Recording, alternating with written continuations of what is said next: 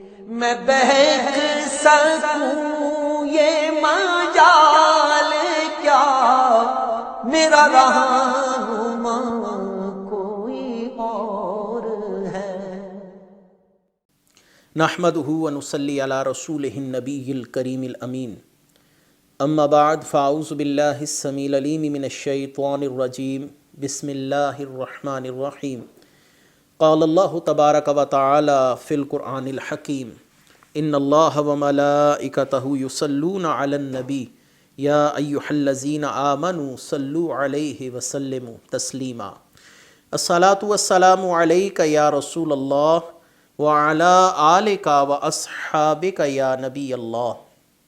اللہ تعالیٰ کی حمد و ثنا، سرور کونین جان عالم وجہ تخلیق کائنات حضرت محمد مصطفیٰ صلی اللہ علیہ وسلم اور آپ کے جمیع آل و اصحاب کی بارگاہ ناز میں درود و سلام کے نذرانوں کے بعد، انتہائی عزت اور احترام کے لائق سامعین ذی قدر، سامعین ذی وقار، میرے دینی اور یقینی دوستو، بزرگ اور بھائیو، قرآن کریم فرقان حمید کے حوالے سے ہمارا درسی تسلسل اور درسی جو سلسلہ ہے قرآن مجید کا وہ جاری ہے، اور آج انشاءاللہ العزیز ہم 10ویں سپارے کے 6 رکوع اور سورہ الانفال کے 10ویں رکوع یعنی آخری رکوع کی تفسیر آپ کے سامنے پیش کریں گے۔ اس کے بعد انشاءاللہ العزیز سورہ توبہ، ایک طویل سورت ہے، وہ شروع ہو جائے گی۔ اس کے اندر اللہ تبارک و تعالیٰ نے منافقین کے احوال کو بڑا تفصیل سے بیان فرمایا۔ انشاءاللہ وہ اگلے درس میں ہم تفصیلاً بیان کریں گے کہ سورہ توبہ کا لب لباب کیا ہے، اس کا خلاصہ کیا ہے، لیکن آج انشاءاللہ سورہ انفال کے آخری رکوع اور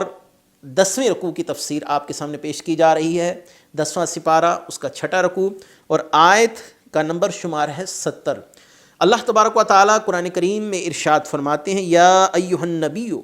قل لمن فی ایدیکم من الاسری ان یعلم اللہ فی قلوبکم خیرا یؤتیکم خیرا مما اخذ منکم ویغفر لکم واللہ غفور الرحیم۔ اے نبی، جو قیدی تمہارے ہاتھ ہیں ان سے فرماؤ، اگر تمہارے دل میں بھلائی دیکھے گا تو جو مال تم سے لیا گیا ہے اس سے بہتر عطا فرمائے گا اور تمہیں بخش دے گا، اللہ بخشنے والا مہربان ہے۔ اس آیت مبارکہ کا شان نزول سمجھنا اس مقام پر انتہائی ضروری ہے، کیونکہ شان نزول کے ساتھ یہ معاملہ مربوط ہے۔ قرآن کی آیات اگرچہ عمومی حکم سناتی ہیں تمام امت مسلمہ کے لیے، لیکن اس کا شان نزول سمجھنے سے واقعے کو، آیت کی تفسیر کو، تفصیل کو سمجھنے میں آسانی ہو جاتی ہے۔ جیسا کہ آپ کے علم میں ہوگا کہ غزوہ بدر میں نبی کریم صلی اللہ علیہ وسلم کے چچا جناب عباس بن عبد المطلب رضی اللہ تعالی عنہ، آپ بھی قیدی بن کر رسول اللہ صلی اللہ علیہ وسلم کے سامنے پیش کیے گئے۔ یہ ان 70 قیدیوں میں شامل تھے جن قیدیوں کو غزوہ بدر کے اندر مسلمانوں نے گرفتار کیا تھا۔ یہ کفار کے ان 10 سرداروں میں بھی شامل تھے کہ جو مکے سے لشکر لے کر نکلے، اور ان لوگوں نے اپنی اپنی ذمہ داری لی کہ ہم ہر روز کا کھانا اپنے لشکر کو تناول کروائیں گے، یعنی کفار کے لشکر کی مہمان نوازی یا ان کے کھانے کا اہتمام وہ ہم کریں گے۔ یہ ان 10 بڑے سرداروں میں شامل تھے۔ اس حوالے سے ہم پہلے تفسیر بیان کر چکے کہ اللہ تعالیٰ نے ایک آیت میں فرمایا ہے کہ وہ لوگ جو اللہ کی راہ سے روکنے کے لیے مال خرچ کرتے ہیں، وہ مال ان کے لیے حسرت اور نا امیدی کا سبب بن جائے گا۔ آیت کا مفہوم ہے، اس آیت میں بھی انہی 10 سرداروں کی طرف اشارہ ہے کہ جنہوں نے اللہ تعالیٰ کی راہ سے روکنے کے لیے، یعنی کفار کے لشکر کو کھانا کھلا کر مسلمانوں پر حملہ کرنے کے لیے برانیختہ کیا، اور اس لشکر کی خدمت تواضع کرتے ہوئے ان کو میدان تک لے کر آئے۔ تو حضرت عباس کا شمار بھی ان 10 بڑے سرداروں میں تھا جو ایک دن ان کا کھانا اس کا بندوبست کیا کرتے تھے، پھر دوسرے دن دوسرے سردار کا نمبر شمار ہوتا، پھر تیسرے دن تیسرا کفار کا کوئی سردار ہوتا، پھر چوتھے دن چوتھا کوئی شخص اس کھانے کا اہتمام کرتا۔ تو لہٰذا ایسے باری باری ان 10 سرداروں نے اپنے ذمے ان کفار کے کھانے کا بندوبست لے رکھا تھا، اور یہ لشکر مکہ سے چل کر مدینے کی طرف آ رہا تھا۔ اب جس دن غزوہ بدر ہوا اس دن باری بھی سیدنا عباس رضی اللہ تعالی عنہ کی تھی، اور آپ کو کفار کو کھانا کھلانے کا موقع نہیں ملا، کیونکہ لس صبح یہ جنگ چھڑ گئی اور غزوہ بدر کے میدان میں مارکا سج گیا، کفار اور مسلمان جو تھے وہ آمنے سامنے ہو گئے۔ اب یہاں پر ان کے پاس جو اس دن کے مال کے پیسے بچے پڑے تھے، کیونکہ انہوں نے کھانا تو نہیں کھلایا تھا اس دن کفار کو، تو اس دن جو کفار کے 1000 کے لشکر کے کھانے کے پیسے تھے، ان کی تعداد 20 اوقیہ سونا بتائی جاتی ہے۔ تو یہ 20 اوقیہ سونا بھی ساتھ لے کر چلے، جس سے کھانا کھلانا تجویز ہوا تھا، اور خاص اسی روز جنگ کا واقعہ پیش آیا اور قتال میں کھانا کھلانے کی فرصت اور مہلت نہ مل سکی۔ یہ 20 اوقیہ سونا ان کا بچ گیا۔ جب وہ گرفتار ہوئے تو یہ سونا ان سے لے لیا گیا، اور انہوں نے درخواست کی یہ سونا ان کے فدیہ میں شمار کر لیا جائے، یعنی یہ سونا آپ رکھ لیجئے اور مجھے اس کے بدلے آزاد کر دیجئے۔ لیکن نبی کریم صلی اللہ علیہ وسلم نے اس بات کا انکار فرمایا، اور آپ صلی اللہ علیہ وسلم نے فرمایا کہ جو چیز ہماری مخالفت میں صرف کرنے کے لیے لائے تھے وہ نہ چھوڑی جائے گی، یعنی اس کو قبضے میں لے لیا جائے گا، اور اس کے بدلے تمہارے ساتھ کوئی احسان والا معاملہ نہیں کیا جائے گا۔ حضرت عباس نے اسی 20 اوقیہ سونے کے بدلے اپنے دونوں بھتیجے عقیل بن ابی طالب جو حضرت علی رضی اللہ تعالیٰ عنہ کے بڑے بھائی ہیں، اور نوفل بن حارث کی فدیہ کا بھی بار بھی ان پر ڈالا گیا۔ تو حضرت عباس نے عرض کی یا رسول اللہ صلی اللہ علیہ وسلم، یا محمد، اگر آپ مجھے اس حال میں چھوڑ دیں گے تو باقی قریش سے میں عمر بھر مانگ کر گزارا کروں گا، میرے پاس تو اس کے بعد کوئی رقم نہیں بچتی، میرے پاس یہی زندگی کا سرمایہ ہے جو میں لے کر اس میدان میں اتر آیا ہوں۔ تو آپ صلی اللہ علیہ وآلہ وسلم نے فرمایا، تمہیں یاد ہے کہ تم مکہ سے نکلتے وقت اپنی اہلیہ ام الفضل سے کیا کہہ رہے تھے؟ تم نے کہا تھا کہ میں نے سونا ایک جگہ پر دفن کر دیا ہے، معلوم نہیں کہ میں واپس آؤں یا نہ آؤں، اور اگر میں جنگ میں کام آ جاؤں یعنی میں مارا جاؤں تو پھر میرے بعد یہ سونا تیرا، میرے بیٹے عبداللہ، عبید اللہ اور فضل اور قسم، ان 4 بیٹوں میں وہ سونا تقسیم کیا جائے، 5واں حصہ تمہارا ہے۔ کیا آپ نے یہ بات نہیں کہی تھی اپنی اہلیہ سے گھر سے نکلتے وقت؟ حضرت عباس نے کہا کہ آپ کو یہ بات کیسے معلوم ہوئی؟ تو رسول اللہ صلی اللہ علیہ وسلم نے فرمایا، مجھے میرے رب نے اس معاملے پر مطلع فرما دیا ہے۔ اس پر حضرت عباس رضی اللہ تعالیٰ عنہ نے فرمایا، میں گواہی دیتا ہوں اللہ وحدہ لا شریک ہے اور آپ اللہ کے سچے رسول ہیں، میرے اس راز پر اللہ کے سوا کوئی مطلع نہیں تھا۔ اور حضرت عباس نے اپنے بھتیجوں عقیل اور نوفل ان دونوں کو بھی حکم دیا کہ وہ بھی اسلام قبول کر لیں، کیونکہ رسول اللہ صلی اللہ علیہ وسلم کی صداقت واضح ہو چکی ہے۔ یؤتیکم خیرا مما اخذ منکم، جو تم سے مال لیا گیا۔ اب یہ ان کفار سے بات کہی جا رہی ہے جنہوں نے آگے چل کر مسلمان ہونا تھا، اور مسلمان ہونے کے بعد ان کو اس مال سے کئی گنا زیادہ مال ملنا تھا۔ تو فرمایا گیا کہ جو مال تم سے لیا گیا اللہ اس سے بہتر مال تمہیں عطا فرمائے گا۔ جب رسول اللہ صلی اللہ علیہ وسلم کے پاس بحرین کا مال آیا جس کی مقدار 80,000 تھی، تو رسول اللہ صلی اللہ علیہ وسلم نے نماز ظہر کا وضو کیا اور نماز سے پہلے ہی کل مال تقسیم کر دیا گیا۔ حضرت عباس کو حکم دیا کہ آپ جتنا مال چاہیں اٹھا لیں، اور انہوں نے اپنی مرضی سے مال اٹھا لیا۔ وہ فرماتے تھے کہ یہ اس سے بہتر ہے کہ جو اللہ نے ہم سے لیا، یعنی وہ 20,000 اوقیہ سونا جو میں نے بتایا تھا پہلے، 20 اوقیہ سونا، اب یہ کہہ رہے ہیں کہ اللہ تعالیٰ نے مجھے اس سے بہتر عطا فرمایا، جیسا کہ اللہ کا وعدہ ہے۔ اللہ تعالیٰ نے کیا وعدہ فرمایا کہ اللہ تعالیٰ نے فرمایا کہ خیرا یؤتیکم خیرا مما اخذ منکم ویغفر لکم، جو اللہ نے تم سے لیا ہے اللہ تعالیٰ تمہیں اس سے زیادہ اور بہتر عطا فرمائے گا۔ تو یہ حضرت عباس رضی اللہ تعالیٰ عنہ کے لیے آیت آئی، لیکن اس کا حکم عام ہے، جو اللہ کی راہ میں مال خرچ کرتا ہے اللہ تعالیٰ اس سے کئی گنا زیادہ اور اس کو بہتر ذریعے سے مال عطا فرماتا ہے۔ ابھی ہمارے دلوں میں آتا ہے ہم اللہ کی راہ میں یہ مال تو لگا رہے ہیں، معلوم نہیں کہ اس کی جزا ہمیں کب ملتی ہے یا نہیں ملتی۔ شیطان ہمارے دل میں مختلف وسوسے ڈالتا ہے۔ حضرت عباس کہا کرتے تھے، اللہ تعالیٰ نے مجھے 20 اوقیہ سونے کے بدلے 20 غلام عطا فرمائے، وہ سب کے سب تجارت کرتے ہیں میرے ساتھ، یعنی مدد کرتے ہیں اور بہت سارا مال کما لیتے ہیں۔ ان میں سے جو غلام سب سے کم مال کماتا ہے وہ 20,000 درہم کماتا ہے۔ وہ 20 اوقیہ سونا دے کر اللہ تعالیٰ نے ان کو جو اس کے بدلے عطا فرمایا وہ آپ کے سامنے ہے۔ تو یہ آیت عام ہے اس لیے کہ اللہ تعالیٰ کی راہ میں جو مال لگائے، اللہ تعالیٰ کی ذات کے لیے جو خرچ کرے، دین پر جو مال لگائے، اللہ تعالیٰ اسے کئی گنا زیادہ کر لوٹاتا ہے۔ اگلی آیت وَإِن يُرِيدُوا خِيَانَتَكَ فَقَدْ خَانُوا اللَّهَ مِن قَبْلُ فَأَمْكَنَ مِنْهُمْ وَاللَّهُ عَلِيمٌ حَكِيمٌ۔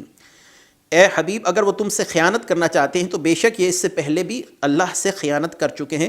جس پر انہیں تمہارے قابو میں دے دیا گیا، اللہ جاننے والا اور حکمت والا ہے۔ تفسیر بیضاوی نے اس تفسیر کے تحت 2 ممکنہ تفسیرات بیان فرمائی، تفاسیر بیان فرمائی ہیں۔ اس آیت کی تفسیر کیا ہے کہ اے محبوب، اگر یہ تم سے دغا کرنا چاہتے ہیں تو یہ پہلے بھی اللہ سے دغا کر چکے ہیں۔ اس کی پہلی تفسیر یہ ہے کہ اے محبوب صلی اللہ علیہ وسلم، یہ جو آپ کے پاس آئے ہیں قیدی بن کر، اور یہ وہ جو عہد تھا اللہ تعالیٰ نے عالم ارواح میں ان سے لیا کہ کیا میں تمہارا رب نہیں ہوں، تو انہوں نے اللہ وحدہ لا شریک کے رب واحد ہونے کی گواہی دی تھی۔ تو یہ اس عہد کی طرف اشارہ ہے کہ یہ پہلے اللہ تعالیٰ کے عہد کو توڑ چکے ہیں، یعنی دنیا میں آنے سے پہلے اس عہد کے ساتھ آئے کہ اللہ تعالیٰ کو ایک مانیں گے، وحدہ لا شریک مانیں گے اور اس کے ہر حکم کی بجاوری کریں گے۔ لیکن اب یہ دنیا میں آئے تو انہوں نے بت پرستی اور مختلف شرک کے معاملات کے اندر اپنے آپ کو پھنسا لیا اور اپنے آپ کو مشرک ثابت کر دیا اور اللہ تعالیٰ کی وحدانیت کا گویا کہ انکار کر دیا۔ ایک وعدہ تو یہ ہے، اور دوسری تفسیر یہ ہے کہ رسول اللہ صلی اللہ علیہ وسلم نے کفار کو قید سے آزاد کیا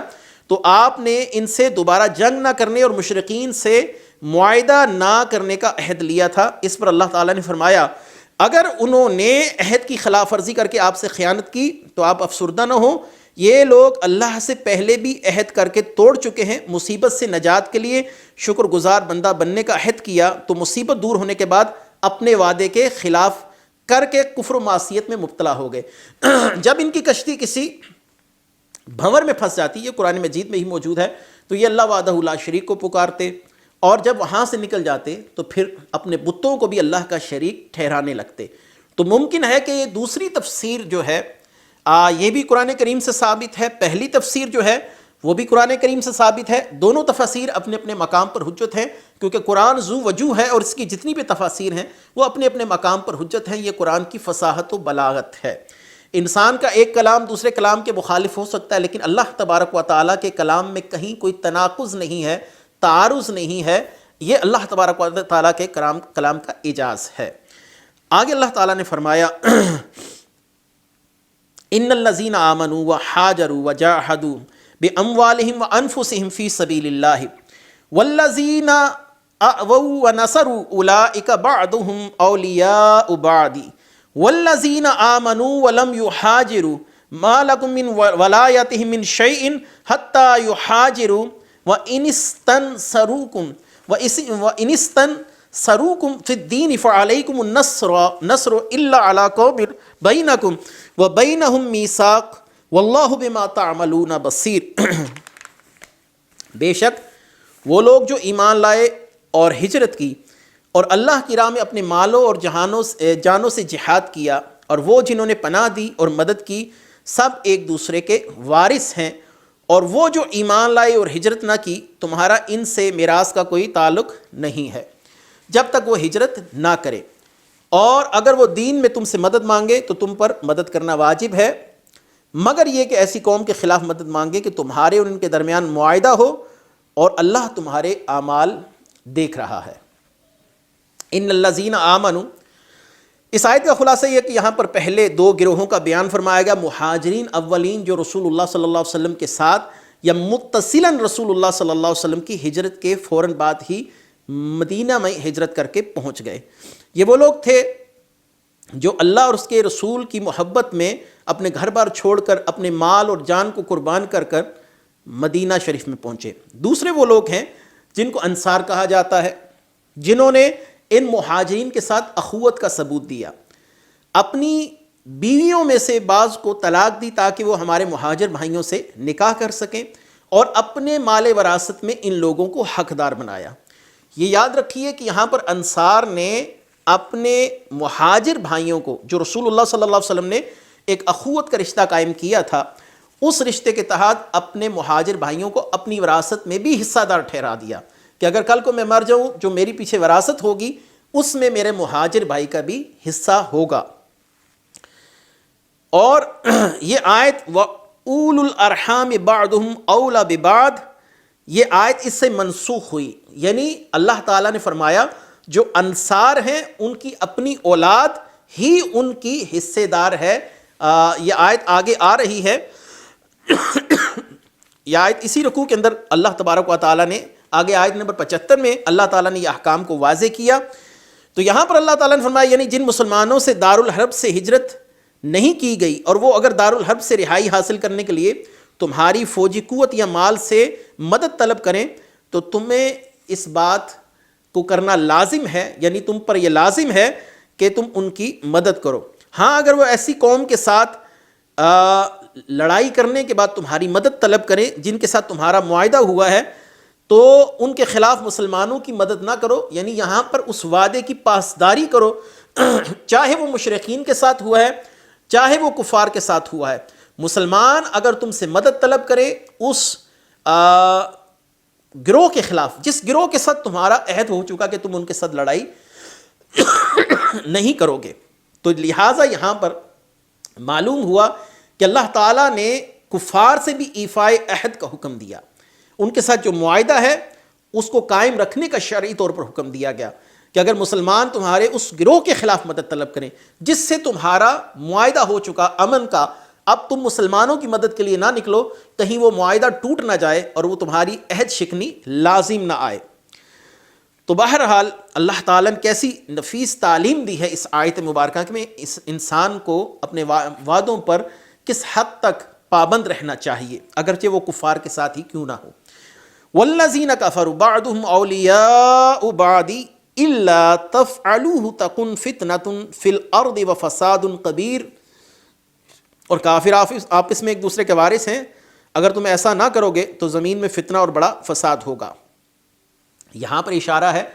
کافر ایک دوسرے کے وارث ہیں، وارث سے مراد یہ ہے کہ یعنی جوڑی دار ہیں، ایک ہی تھیلی کے چٹے بٹے ہیں۔ مسلمانوں کے خلاف کفار ایک دوسرے کے ساتھ ایسے منسلک ہو جاتے ہیں جیسے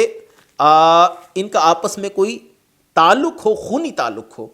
جیسے مال وراثت پانے والے کا خونی تعلق ہوتا ہے۔ یہ ایک دوسرے کے مددگار ہو کر ایک قوت بنتے ہیں اور مسلمانوں کے خلاف کھڑے ہو جاتے ہیں۔ رسول اللہ صلی اللہ علیہ وسلم نے فرمایا تھا الکفر ملت واحدہ، اسلام کے خلاف ملت کفر ایک ہے، یعنی تمام ایکا کر لیتے ہیں۔ یہود و نصارہ آپس کے اندر مل کر نہیں رہ سکتے، آپس میں ان کے درمیان کافی کشیدگی رہتی ہے، لیکن جب مسلمانوں کے خلاف آئیں گے تو پھر مسلمانوں کے خلاف یہ یکجا ہو کر حملہ کریں گے اور مسلمانوں کو کمزور کرنے کی کوشش کریں گے۔ تو یہاں پر مسلمانوں کو آپس کے اتحاد کا حکم دیا گیا کہ آپس میں مل کر رہو اور ایسے رہو جیسے ایک جسم ہوتا ہے۔ رسول اللہ صلی اللہ علیہ وسلم نے فرمایا کہ مسلمان کی مثال ایسی ہے جیسے ایک جسم اگر بعض حصے پر تکلیف ہو تو وہ پورا جسم تکلیف محسوس کرتا ہے، لیکن اس کو بدقسمتی کہیے یا شومی قسمت کہیے، آج فلسطین کے مسلمانوں پر ظلم کی انتہا ہو گئی، ان پر اتنا ظلم کیا گیا کہ اس وقت تک کم و بیش 12,000 مسلمانوں کو، بچوں کو، بوڑھوں کو، عورتوں کو شہید کیا گیا، لیکن مسلمان ممالک میں سے کوئی مسلمان ملک بھی ان کی مدد کے لیے کھلے عام سامنے آنے کے لیے تیار نہیں ہے۔ اگرچہ مسلمان ممالک میں ایٹمی قوتیں بھی موجود ہیں، جدید اسلحہ بھی رکھتے ہیں، لیکن مسلمانوں کی کمزوری یہ رہی کہ اپنے مسلمان فلسطینی بھائیوں کے لیے کھڑے نہیں ہوئے، اور یہود اور نصارہ نے مل کر ان کے خلاف ایسا معاملہ کیا کہ پوری دنیا دیکھ رہی ہے کہ وہ بے یار و مددگار اپنے گھروں سے باہر اور کھانے سے محتاج، اور ان کے ہسپتالوں کو تباہ کر دیا گیا، ان بچوں کو بھی مارا گیا جو کہ ابھی حد کمسنی تک نہیں پہنچے تھے، جس سے ان کو کسی قسم کا خطرہ نہیں تھا، بوڑھوں کو مارا گیا۔ یہ ساری صورتحال کیوں ہوئی؟ کیونکہ آج مسلمان ممالک کا رویہ منافقانہ ہے، اور اس حوالے سے ہمیں حجاج بن یوسف کو دیکھنا چاہیے۔ جب ایک عورت نے سندھ کے اندر سے اس کو پکار دی اور ایک چیخ بلند کی کہ میری مدد کی جائے، تو اس حجاج بن یوسف نے اپنے 16 یا 17 سالہ بھتیجے محمد بن قاسم کو اس ظلم کو ختم کرنے کے لیے بھیجا اور راجہ داہر کا خاتمہ کیا گیا۔ حجاج بن یوسف کے متعلق تو ہماری کتابوں نے خبیث تک کے لفظ لکھے ہیں، تو اگر اس خبیث شخص کو بھی اتنا اللہ تعالیٰ نے ایک مسلمان عورت کے لیے درد دیا تھا، تو یہ مسلمان حکمران جو خود کو مسلمان بھی کہتے ہیں، تو اللہ تبارک و تعالیٰ کے ہن کے ایمان کی حالت کیا ہوگی؟ وہ خبیث ہو کر مدد کر رہا ہے، ایک عورت کی چیخ پر اس نے اپنی پوری فوج کو بھیج دیا، اور آج 12,000 مسلمانوں کی شہادتوں پر خاموشی ہے، ہر طرف سناٹا چھایا ہے، کفار ظلم اور بربریت کی حدیں پار کر رہے ہیں، لیکن احساس کسی کو نہیں۔ آگے اللہ تعالیٰ نے ارشاد فرمایا والذین آمنوا وحاجروا وجاہدوا فی سبیل اللہ والذین آووا ونصروا اولئک هم المؤمنون حقا لہم مغفرۃ ورزق کریم۔ جو ایمان لائے اور مہاجر بنے، اللہ کی راہ میں لڑے اور جنہوں نے پناہ دی اور مدد کی، وہی سچے ایمان والے ہیں، ان کے لیے بخشش اور عزت کی روزی ہے۔ اولئک هم المؤمنون حقا، یہ کن لوگوں کے لیے کہا گیا؟ اس سے پہلی آیت میں مہاجرین و انصار کے باہمی تعلقات پر روشنی ڈالی گئی تھی کہ ان میں سے ہر ایک کا دوسرے کے معین و مددگار ہونے کا بیان تھا۔ اس آیت میں دونوں کے ایمان کی تصدیق اور رحمت الہی کے مستحق ہونے کا ذکر کیا گیا، دونوں کو مومنین حقا کہا گیا۔ اس سے وہ سبق حاصل کریں روافض شیعہ حضرات جو صحابہ پر تبرہ کرتے ہیں اور کہتے ہیں کہ رسول اللہ صلی اللہ علیہ وسلم کے وصال کے بعد صرف 4 صحابی ایمان پر قائم رہے۔ میں کہتا ہوں اس آیت نے ان لوگوں کے عقیدے اور نظریے کا جنازہ نکال دیا کہ اللہ نے فرمایا والذین آمنوا وحاجروا وجاہدوا فی سبیل اللہ والذین آووا ونصروا اولئک هم المؤمنون حقا۔ مہاجرین و انصار دونوں کو اللہ تعالیٰ نے فرمایا یہی حق مومنین ہیں۔ رب کریم ان کے دلوں کی گواہی دے رہا ہے کہ ایمان سے پر ہیں ان کے دل، اور یہی وہ لوگ ہیں جو اپنے مسلمان بھائیوں کی مدد کرتے ہیں۔ مہاجرین وہ جو اللہ کی راہ میں سب کچھ چھوڑ کر آئے، اللہ نے دونوں گروہوں کے لیے فرما دیا اولئک هم الکافرون حقا لہم مغفرۃ ورزق کریم، ان کے لیے بخشش ہے اور عزت کی روزی یعنی جنت۔ اللہ تعالیٰ کے محبوب صلی اللہ علیہ وسلم نے فرمایا ایمان کی نشانی انصار سے محبت کرنا ہے اور منافقت کی نشانی انصار سے بغض رکھنا ہے۔ آخری آیت مبارکہ اس رکوع کی والذین آمنوا من بعد وحاجروا وجاہدوا معکم فاولئک منکم واولو الارحام بعضهم اولی ببعض فی کتاب اللہ ان اللہ بکل شیء علیم۔ جو اس کے بعد ایمان لائے اور ہجرت کی، تمہارے ساتھ مل کر جہاد کیا، وہ بھی تمہیں میں سے ہیں، اور رشتہ دار اللہ کی کتاب میں وراثت میں ایک دوسرے کے زیادہ حقدار ہیں، بے شک اللہ سب کچھ جانتا ہے۔ مہاجرین اور انصار جو لوگ پہلے ہجرت کر کے آئے، جیسے کہ میں نے بتایا یہ پہلا طبقہ تھا، تو یہ مہاجرین اولین ہیں، وہ لوگ جنہوں نے پہلے حبشہ کی طرف ہجرت کی، پھر حبشہ سے مدینہ کی طرف ہجرت کی، ان کو ذو الہجرتین کہا جاتا ہے۔ اور وہ لوگ جنہوں نے فتح مکہ کے بعد مکہ کا رخ کیا، یقینی سی بات ہے مہاجرین تو وہ بھی ہیں، لیکن ان کا مقام و مرتبہ وہ نہیں ہے جو پہلے مہاجرین کا ہے۔ تو اللہ تعالیٰ نے فرمایا جو لوگ پہلی ہجرت کے بعد ایمان لائے، انہوں نے آپ کے ساتھ ہجرت کی اور ہجرت کے بعد کئی جنگوں میں حصہ لیا، جیسے حضرت ابوبکر صدیق ہیں، حضرت عمر فاروق ہیں، مولا علی کرم اللہ وجہ الکریم ہیں، سیدنا عثمان غنی ہیں، یہ بھی تمہیں میں سے ہیں اور تمہارے ہی حکم میں ہیں، یعنی جو اللہ نے آپ پر انعامات کا وعدہ کیا یہ بھی اس میں بالتبع شامل ہیں۔ اور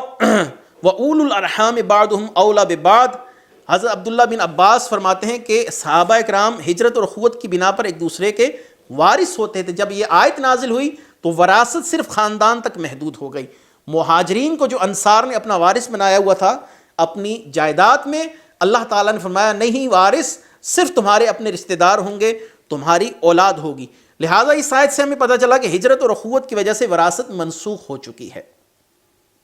اب وراثت کا دار و مدار نسبی قرابت داری پر ہے، جیسے کہ اللہ نے وَأُولُو الْأَرْحَامِ سے واضح کیا۔ جو رضائی رشتے ہوتے ہیں، ایک ماں سے 2 لوگوں نے دودھ پیا، حالانکہ سگے بھائی نہیں، تو وہ بھی وراثت میں حصے دار نہیں ہوں گے، کیونکہ وہ اولو الارحام میں وہ شامل نہیں ہوتے۔